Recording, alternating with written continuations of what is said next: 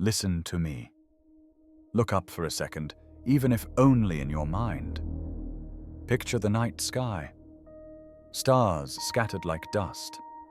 Galaxies you will never reach. Distances so vast your brain cannot hold them. Now ask one honest question. What kind of universe is this? Is it a cold accident? Or is it a creation?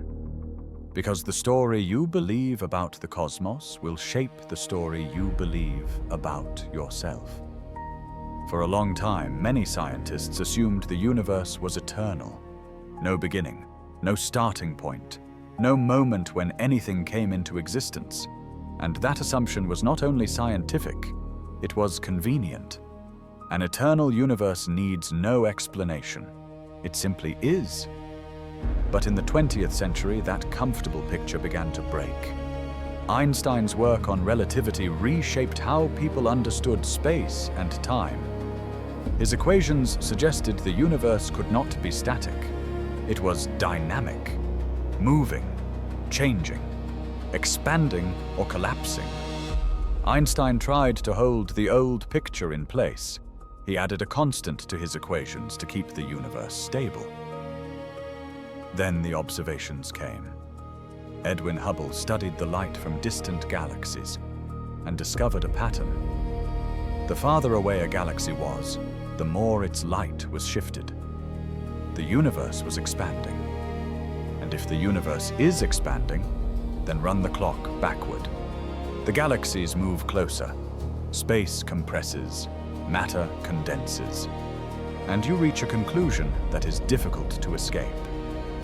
At some point in the past, the universe had a beginning. Not simply a beginning of stars or a beginning of our planet, but a beginning of the cosmos itself. A beginning of space and time. Later, more evidence arrived. A faint background radiation, like the afterglow of an ancient fire, filling the universe. A signature that matched what the Big Bang model predicted. The universe had a beginning. And you might think that would change everything for modern people. You might expect that those who insisted reality has no creator would at least pause and ask, what caused the beginning? But that is not what happened. Instead, the Big Bang was absorbed into a secular story that still ends in the same place. A cold cosmos, a purposeless machine, a universe heading toward nothing. How did that happen? Let me show you. When the universe has a beginning, the mind naturally asks, what caused it? That instinct is not religious, it is rational. Everything that begins to exist has a cause. You apply this every day. If you see a footprint in sand, you assume something made it. If you see a message on a screen, you assume a mind wrote it. If you see a painting, you do not call it an accident of wind and dust. So if the universe began, the question is unavoidable. What caused the universe? And notice what kind of cause it would have to be. If space began, the cause cannot be inside space. If time began, the cause cannot be trapped inside time. If matter began, the cause cannot be made of matter. The cause would have to be beyond the physical universe. Not a thing inside the cosmos, but the reason the cosmos exists at all. And that points in a particular direction. A beginning points toward a beginner. A creation points toward a creator. Not because you have filled gaps with superstition, but because you are following the logic of beginning and cause. Yet many modern voices work hard to soften this implication. They will say the Big Bang is just a fact, and it means nothing. They will say the universe began, but you must not ask why. They will say the cosmos came into being, but do not let that sound too much like Genesis. Because Genesis begins with a sentence that matches the shape of what the universe itself has revealed. In the beginning. Not in an eternal loop, not in an endless past, in the beginning. And if there is a beginning, the biblical claim becomes strangely relevant again. Now there is another uncomfortable layer. The universe not only has a beginning, it appears prepared. The more people study the laws of physics, the more they discover something astonishing. The universe is fine-tuned for life. The strengths of fundamental forces, the stability of atoms, the balance that allows stars to burn, the conditions that allow chemistry, the narrow window that allows complex life. These values did not need to land where they did, but they did. If gravity were slightly different, stars and planets would not form as they do. If the strong nuclear force were slightly different, the elements necessary for life could not exist. If the energy of empty space were slightly different, the universe would either collapse too fast or expand too fast for galaxies to form. Even the early balance between matter and antimatter is so precise that if it were off, the universe would have become light with no stable matter left. When you see this kind of coordination, the most natural explanation is design, not a vague feeling, a reasonable inference. When you find a lock and a key that fit perfectly, you do not say, "Random chance did this." You say, "Someone made them to match."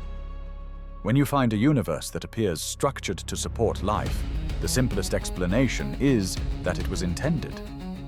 But many resist that conclusion, so they look for an escape.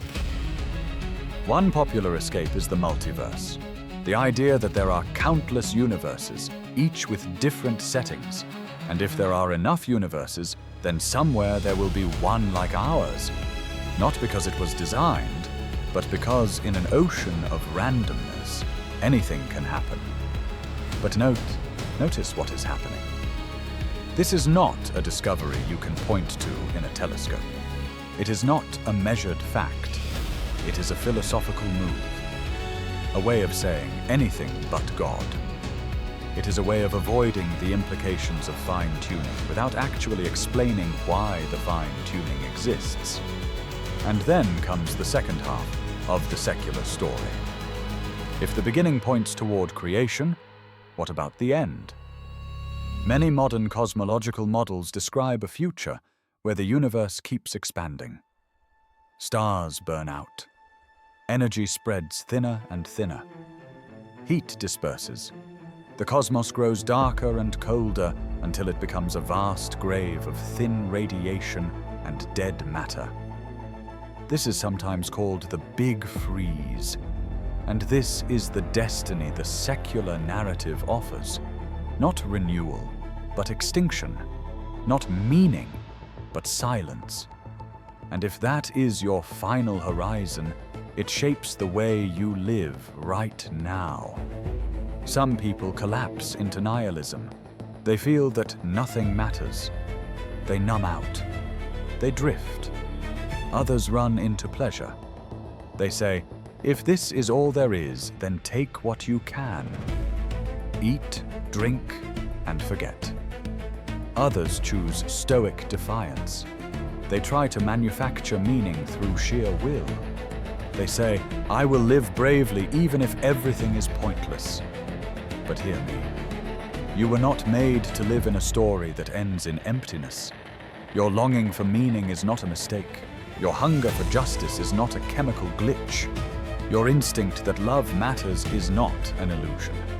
Those longings fit the biblical story far better than the cold cosmos story. Because the Bible does not present a universe that begins by accident and ends in oblivion. It presents a creation spoken into being by God, sustained by God, and moving toward restoration. The Bible says the cosmos is not a closed machine. It is a theater of glory. It is a canvas of divine wisdom. It is the Father's world. And it is going somewhere. Not toward heat death as the final word, but toward renewal. Not toward extinction, but toward resurrection. not toward silence, but toward the return of the King. That is why the night sky is not only empty space. It is a testimony. The heavens declare the glory of God. They do not declare meaninglessness. They declare majesty. They do not declare accident. They declare intention. And the secular story tries to silence that testimony by training you to look at the universe and feel small in the wrong way. Yes, you are small compared to galaxies, but you are not meaningless. The vastness of the cosmos does not reduce you. It magnifies the one who made you, and it magnifies the grace that he sees you. So I want you to practice seeing with new eyes. When you hear about the Big Bang, do not hear a weapon against faith. Hear a signpost toward a beginning. When you hear about the laws of physics, do not hear a cold machine. Hear order, stability, and wisdom. When you hear about fine-tuning, do not rush to dismiss it. Ask why reality looks prepared. When you hear that the universe will die, do not surrender your hope. Remember that the one who created all things is not trapped inside the system. He can renew what he made. And there is one more truth that changes everything. The God who spoke the galaxies into existence did not remain distant. He entered his own creation. The Maker stepped into the made. The eternal Word took on flesh. He lived among you. He suffered. He died. He rose again. So the true story of the cosmos is not only that it had a beginning, it is that its creator has spoken, and he has come near. The universe is not silent, it is speaking.